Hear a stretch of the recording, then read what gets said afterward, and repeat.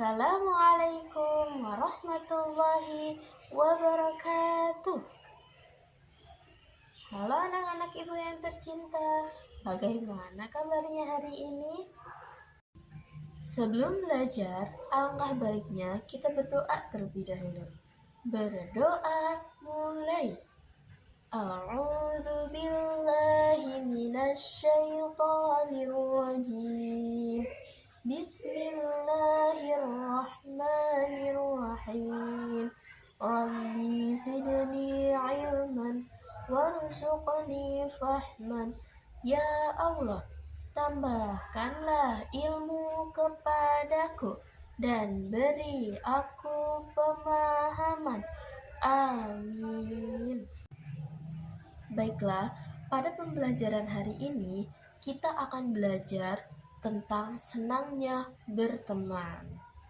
Sebelum belajar, Ibu akan memberikan gambar untuk direnungkan.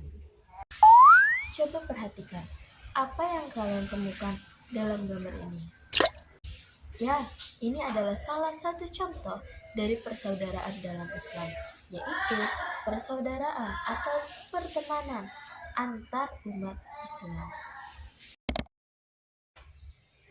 Tema kali ini kita akan berbicara tentang senangnya berteman dengan subtema persaudaraan dalam Islam. Persaudaraan dalam Islam itu disebut dengan ukhuwah. Ukhuwah ini terdiri dari 3 macam. Yang pertama adalah ukhuwah Islamiyah, di mana ukhuwah ini, persaudaraan ini karena kita sesama umat muslim atau sama-sama beragama Islam. Untuk yang kedua adalah ukhuwah wataniyah, persaudaraan karena sebangsa. Seperti umat Islam bersaudara dengan non-muslim tetapi masih dalam satu negara seperti negara Indonesia. Untuk yang ketiga yaitu adalah ukhuwah insaniyah, persaudaraan karena kita sesama manusia, sama-sama ciptaan Allah.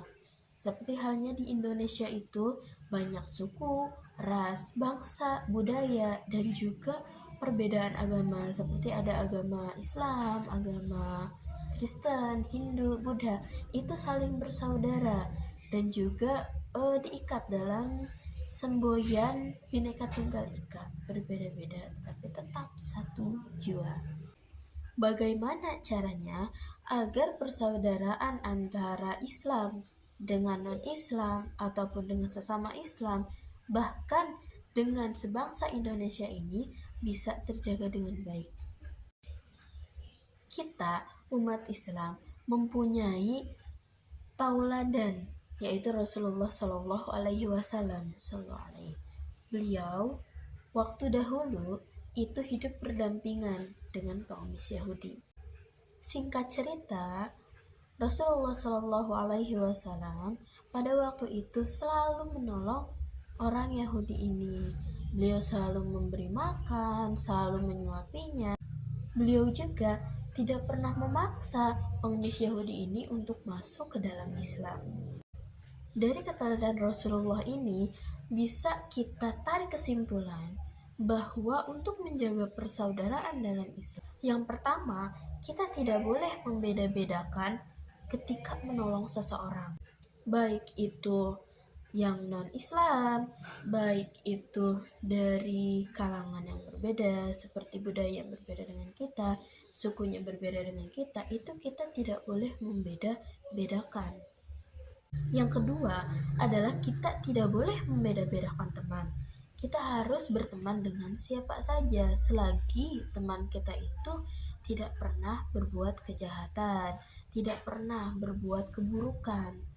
Bagaimanapun ia, bagaimanapun agamanya, bagaimanapun suku, bangsa, dan rasnya, ataupun warna kulit sekalipun, kita tidak boleh membeda-bedakan pertemanan. Yang ketiga adalah kita tidak boleh memaksa orang lain untuk memasuki agama sesuai dengan agama yang kita anut.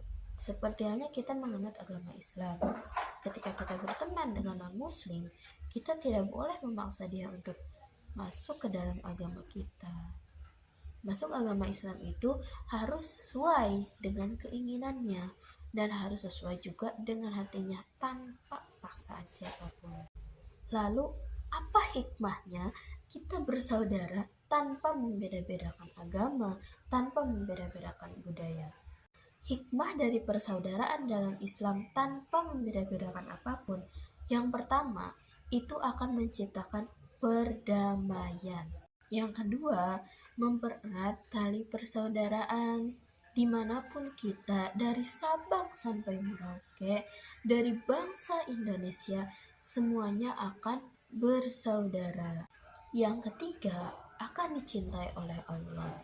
Siapapun yang berteman dengan kebaikan, akan Allah datangkan keriduannya, dan itu juga disukai oleh Rasulullah Shallallahu Alaihi Wasallam.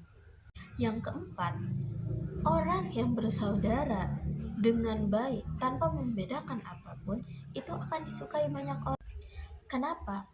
Ketika seseorang berteman ataupun bersaudara dengan orang lain tanpa membeda-bedakan, tanpa menghina, tanpa mencaci, ataupun yang lainnya, ia bersaudara ataupun berteman dengan baik dengan seseorang, itu akan disukai oleh banyak orang karena pribadinya itu sudah baik. Yang terakhir, yaitu yang kelima, menjadikan diri kita menjadi seorang yang tawadu atau rendah hati. Kita tidak akan mudah meremehkan orang lain. Kita tidak akan mudah untuk sombong. Kita akan selalu rendah hati. Kita akan selalu menerima suatu perbedaan. Nah, itulah pembelajaran kita hari ini. Sebelum kita tutup pembelajaran, mari kita berdoa terlebih dahulu. Subhanakallahumma wa bihamdika asyhadu an la ilaha illa anta astaghfiruka wa atubu ilaik. Sampai jumpa di hari berikutnya. Wassalamualaikum warahmatullahi wabarakatuh.